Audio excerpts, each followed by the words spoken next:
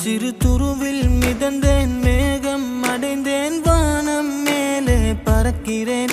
உயிரில் இதயம் உணர்ந்தேன், வயங்கள் அடைந்தேன், பிம்பம் முனையே காண்கிறேன். இரு உயிர்கள் இணைவது வரம் வரும், இத்திருமண வழியில் நடைபெறும். இந்த நாளில் இன்பம் அனைத்தையும் கவி எழுத முடியாதோ. அகிலம் யாவும் ஆளும் அரசனே, உன் அருளை பொழிவாயே.